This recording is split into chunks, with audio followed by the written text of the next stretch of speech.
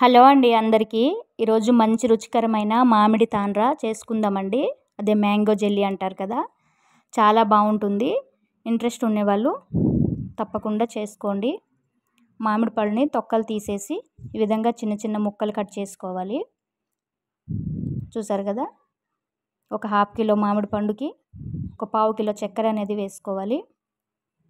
మామిడి పండు తీపిగా ఉందనుకోండి కొంచెం తగ్గించుకోండి. మీరు ఎంత స్వీట్ తింటారో దానికి తగినట్టు చక్కెర, మామిడి పండు ముక్కలు ఈ రెండు కలిపేసి మెత్తగా పేస్ట్ లాగా మిక్సీ పట్టుకోవాలి. ఈ మిశ్రమాన్ని ఒక పొడిగా ఉన్న ప్లేట్లో వేసేసి మొత్తం చేత్తో ప్లేట్ మొత్తం స్ప్రెడ్ చేయాలి. మొత్తం ఇలా ప్లెయిన్గా ప్లేట్ అంతా సర్దుకోవాలండి నీట్గా. అప్పుడే మనకి పీసులు అనేవి ఒకటే లెవెల్గా వస్తాయి. పీసులు ఎండిన తర్వాత కట్ చేస్తే ఈ రకంగా ప్లేట్ మొత్తం అప్లై చేసుకొని చక్కగా నీట్గా సర్దుకోవాలి. చూసారు కదా, చాలా బాగుంటుంది, చాలా రుచిగా ఉంటుంది. ఈ రకంగా ప్లేట్ మొత్తం సర్దుకున్న తర్వాత ఎండలో పెట్టుకోవాలని 2 రోజులు ఎండలో పెట్టుకోవాలి. చూసారా, నేను ఎండలో పెట్టాను. 2 రోజులు ఎండిన తర్వాత చూసారా ఈ విధంగా తయారైంది. మన చేతికి అస్సలు ఏమీ అంటదు. బాగా ఎండిపోయిందంటే 2 రోజులు ఎండితే చాలు. ఇంకా లావుగా కావాలనుకుంటే దాని మీదే సేమ్ ప్రాసెస్ మళ్ళీ మిక్సీ మ్యాంగో ముక్కలు చక్కెర మిక్సీ పట్టేసి మళ్ళీ దాని మీద పోసుకోవచ్చు. ఏమి తిరిగేయకుండానే దాని మీద పోసుకుంటే లేయర్గా వస్తుంది. నేను 2 రోజులకి ఆపేసానండి. ఎందుకంటే ఒకరోజు వర్షం వస్తుంది, ఒకరోజు ఎండ వస్తుంది కదా, మళ్ళీ అది కూడా పాడైపోద్ది అని చెప్పేసి మళ్ళీ ఒక లేయర్ వేయలేదు. చూసారు కదా, ఈ విధంగా మొత్తం 2 రోజులు ఎండిన తర్వాత వచ్చేస్తుంది ఇలాగా.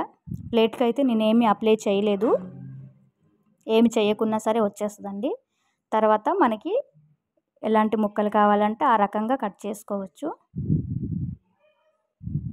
చిన్న చిన్న ముక్కలు కట్ చేసుకొని మనం ఫ్రిడ్జ్లో స్టోర్ చేసుకుంటే చాలా రోజులు ఉంటుంది.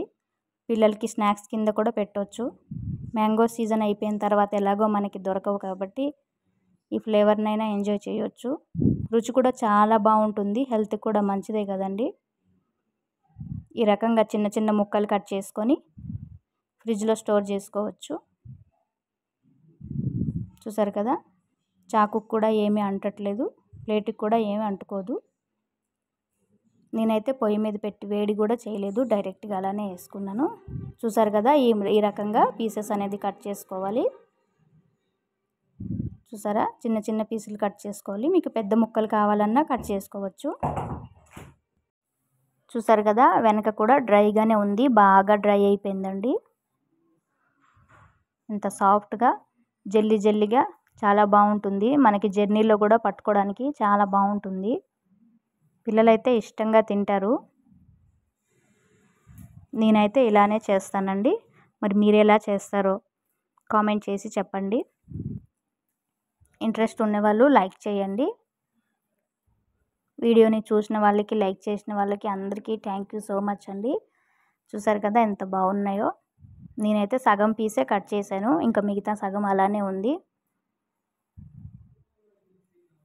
అవి తర్వాత కట్ చేద్దామని చెప్పేసి అలానే పెట్టేశాను. చూసారు కదా, చాలా బాగున్నాయి కదా, మంచిగా నీట్గా కనిపిస్తున్నాయి. రుచి కూడా అలానే ఉంటుందండి. చూసిన వాళ్ళకి, లైక్ చేసిన వాళ్ళకి థ్యాంక్ యూ సో మచ్.